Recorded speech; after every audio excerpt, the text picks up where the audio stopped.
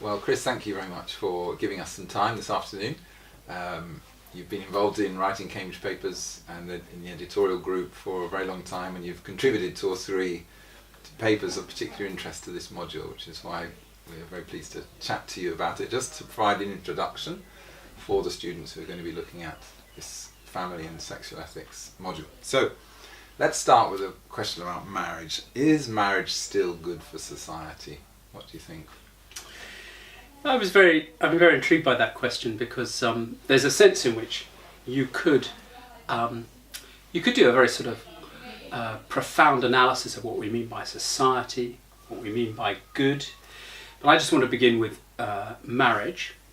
I think we have to ask ourselves what marriage is for, and a good starting point, particularly in a UK context, but is how the Church of England prayer book explains the purposes of marriage. And it says that, drawing on what the Bible has to say, there are 3 purposes for marriage. People disagree in which is the most important, but most Christians would agree with all 3 purposes. That it's there for mutual society, for 2 people to befriend and support one another through life.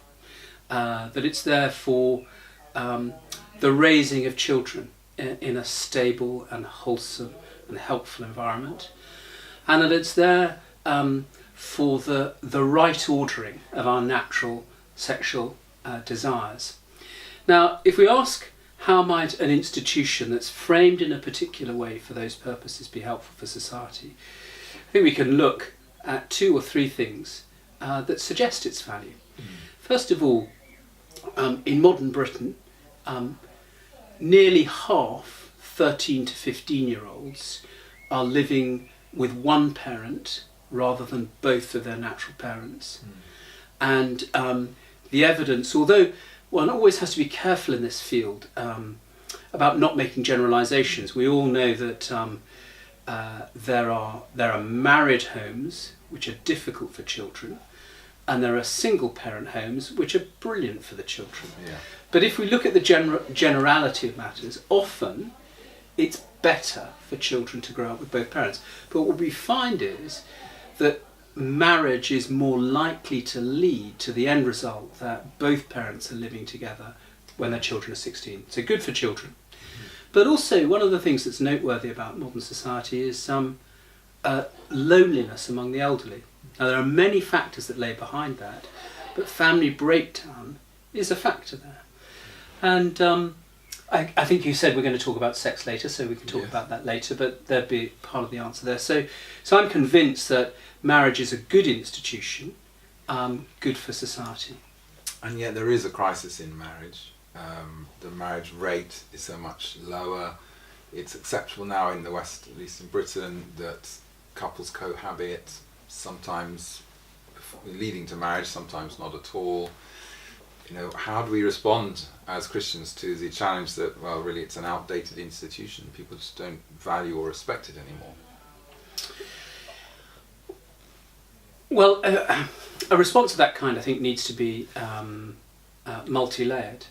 The fact of the matter is that many people do cohabit, and some cohabiting couples have children. And in my view, at the least, Christians could consider, this is a not necessarily universally held view, but Christians could consider supporting changes in the law that protect women in cohabiting relationships. There's a myth, the common law marriage, but actually women are very vulnerable in cohabiting relationships, and for years lawyers have been saying that should change. And in my view, the last Parliament would have been better changing that law than widening the definition of marriage to include same-sex marriage. But at the same time, I think Christians do need to be confident about marriage as an institution that is valid for all societies and all time, and to be in the public square explaining the benefits of marriage. And one of the ironies of cohabitation, as you point out, one of the ways that cohabitation plays a part in society is that many young people feel, before I get married, I ought to live with someone for a while just to see if we're Yes, compatible. try it out. And they slide into cohabitation potentially and slide on into marriage. The evidence is that a marriage is more likely to be durable if people do not live together before they marry. So I think there are some mistaken perceptions about the value of cohabitation. It's not the best thing for everybody. Yeah. And it's great that there is a lot of empirical evidence coming out, that research is being done, so it's not just, oh, this is our Christian view and we're going to uphold it, whether the evidence supports it or not. There is a whole ton of evidence around the things you've been saying, particularly through the Marriage Foundation. Yeah, I'm so glad you've mentioned the Marriage Foundation. It's doing a fantastic job of, in a sense, rehabilitating marriage. It's still a young institution. The more that it's able to be supported in getting the story out that marriage is a good thing, good for the people within the marriage and the family unit of which a marriage is at the heart, and actually good for the society, better for everyone. Yeah. So we're just talking about family there, and it's said that the family is the building block of society, but is that a rather traditionalist view, perhaps patriarchal? Do you think Christians are in danger of idolizing the nuclear family? I mean, what do we mean by family? What's a biblical way of understanding family? Well, there are a lot of questions there. How long did you say we had, Jonathan? I think it's important to acknowledge or recognise that some people perceive marriage as being closely interconnected with what is labelled by some people as a sort of patriarchal approach to society. And historically, there may have been that may have been a valid association to make. And even today, there are elements of that Church of England marriage service which sound very dated. Who gives this woman to be married? That always jars, I find. But it's quite wrong to suppose that marriage is an institution that has to be seen as connected with patriarchy. A marriage is an institution in which one adult male, one adult woman choose to give a lifelong commitment to be together in a sexual relationship, in an exclusive relationship, and a relationship which society recognises. Now that doesn't have to have even an ounce of patriarchy in it.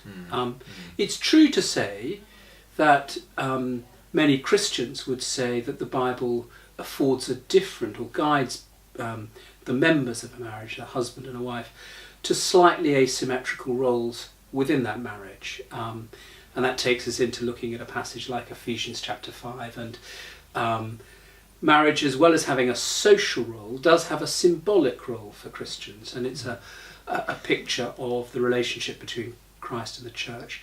But if you look at the role of the man in marriage as understood by Christians, it's a role that is meant to be characterised by self-sacrificial love, as opposed to dominance. Yes, wielding the stick of authority, exactly. That's only one of your questions.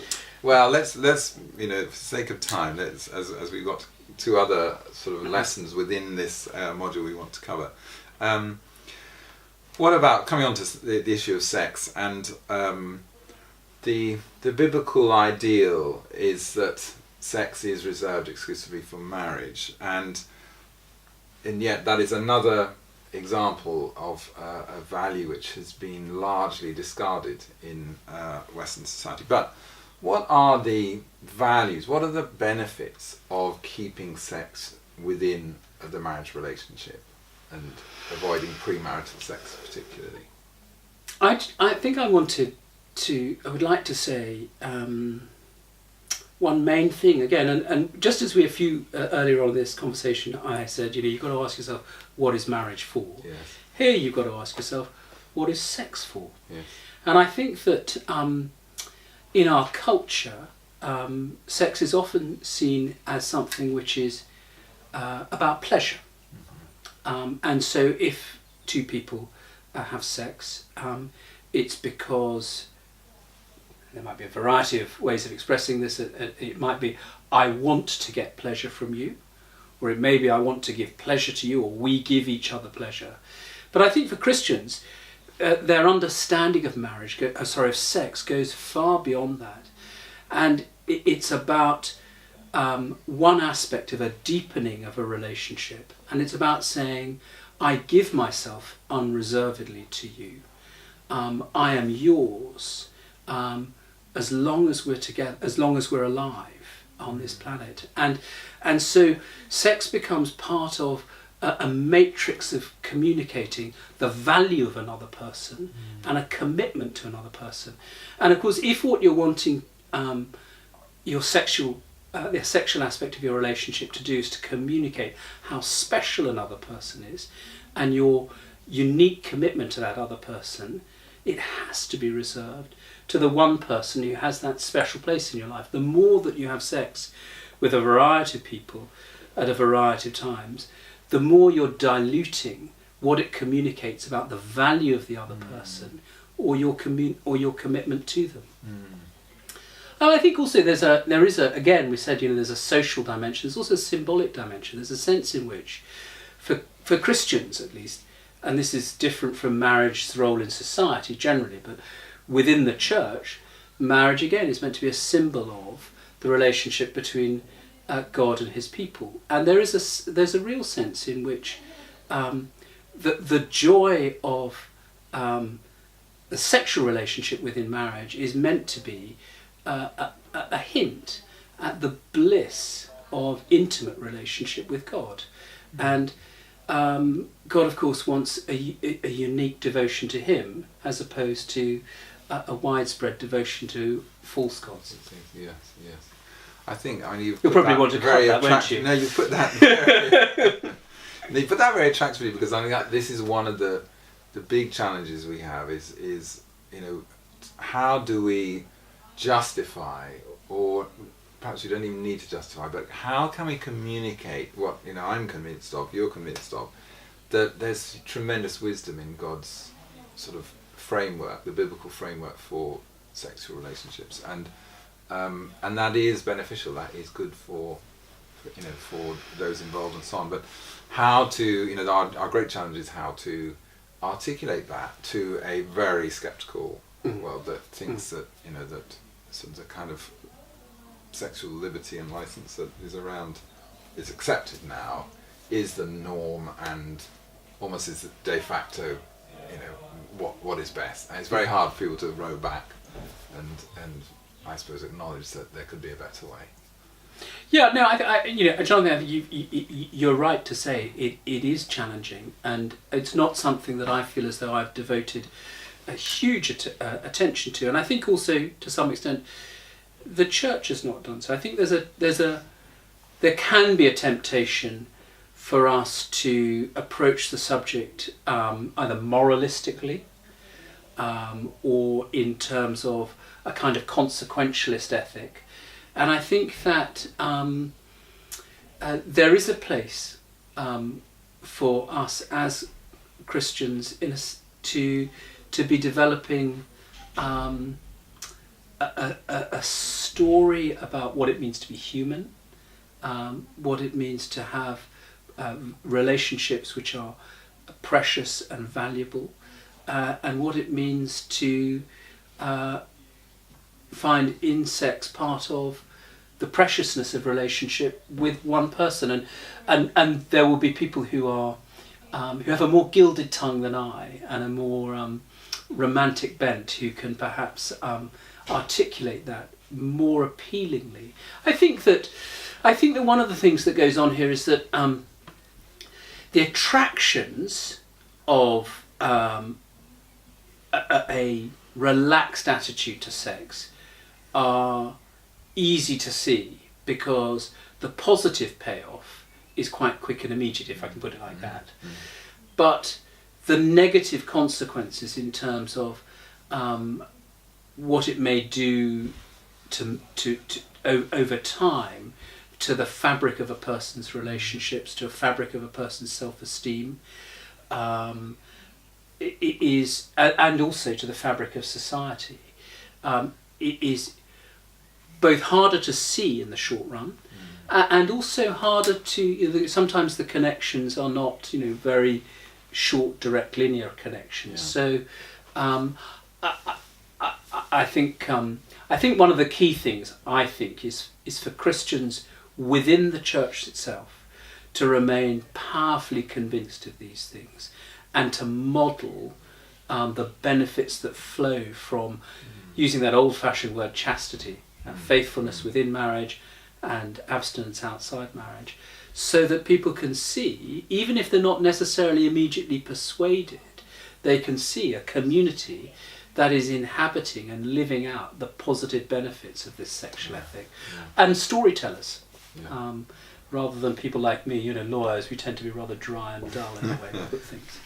We just got a couple of minutes to touch on the last topic, which is one where the church is under tremendous fire, really, and struggling to come to terms with the huge changes in society over the last couple of decades, all around homosexuality, gender issues, gender dysphoria, transgender issues, and it seems that almost everything that Christians might say about that appear tremendously bigoted and outmoded. So what might Christians be able to contribute positively in that debate?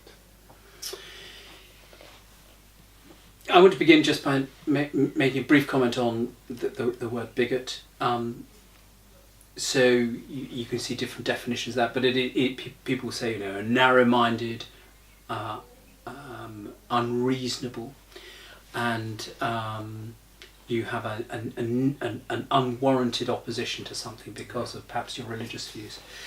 And I think that Christians to some extent have to recognise that however reasonable we may be, there will be some people who think we're being unreasonable. So I don't think there's a silver bullet that can protect Christians against the claim that we're being bigoted. Or homophobic. Yeah, we just have to accept that we live in a society where there are radically different views on these things, and so people and we're losing the skill of civil discussion, and so these labels get thrown about, and we shouldn't be deterred or deflected by that. We shouldn't give any proper grounds for that kind of labelling, but it may happen anyway. It's quite interesting. I think one of the questions we have to do, one of the things I think we have to try to do, partly for our own sake within Christian circles, is to ask what's going on here. So, and is there a way of understanding this topic in ways that create the space for common ground, at least for mutual understanding, even if there remains disagreement. So, I find it helpful occasionally to say, well, if we think about love, so many people who will say, whether beyond the church or within the church, of course a person should be free to love whom they wish. And to which the Christian might say, well, within a Christian ethic at least, we're very used to the idea, and actually in your own ethic you're used to the idea that I may forego one love for the sake of another love. So my love of God means I put aside this other relationship. Now we do that in the context of an ordinary heterosexual marriage. My love of my wife means that I put aside that other relationship. Now, people may disagree, but at least that's a kind of framework that you can understand. Both people have got common ground because we all have a belief in love. You take gender dysphoria, it's often about identity. So that's true actually, homosexuality is sometimes about identity. This is who I am. You've got to let me be myself. And we need to recognise that identity formation is important to people. Now Christians will say that we don't find our identity exclusively or even primarily in our sex or our sexual orientation or our gender, but in our humanity, and for Christians in our relationship with Christ. Now that gives us a language perhaps that we can talk to each other. In terms of contributing to debate, I also think, particularly in the arena of gender dysphoria, that there is lots of common ground, particularly with the growing move to encourage children to pursue gender reassignment. And I find that odd in a culture where typically we say what matters is consent and what matters is informed consent, and we don't normally expect informed consent until someone is 16 or 18. But life-changing decisions are being encouraged in children who as young as 9, 10, or even younger in some cases. And it seems to me that even if you start from a radically non-Christian view, you can have real concerns about the wisdom of that. I think Christians have to respect the fact, or recognise the fact that there is a tide of public opinion that favours liberalising the law in the area of homosexual practice. That's already really happened. Gender reassignment. I think there is a good opportunity for Christians to urge caution on medical and scientific grounds. But I think we also have to recognise that there are times, I'm not necessarily saying whether this is the time now, but there are times when a culture is more or less responsive or receptive to a Christian viewpoint. Christians have to be faithful. We also have to try to be strategic, try to learn ways of speaking that can be understood and acknowledged and respected and valued. We may find that warnings are more heeded at different times than at other times. But I think my wife is a GP, and I don't want to quote her, she's not here, but I have a sense as a non-medic who's read a little bit of medical literature that we're rushing ahead with affirming gender reassignment in advance of a proper assessment of the evidence. You take drugs, usually there's long trialling. In this, let's say. Yeah, great. Well, look, Chris, that's been a brilliant introduction to some of the topics that are included in this module. You've gone into a lot more depth and detail in the Cambridge papers you've written and in the other ones that are going to be studied, but this is a good way to begin to get our heads around some of the challenges involved. So thank you very much. Not at all, thank you very much. Enjoy the course.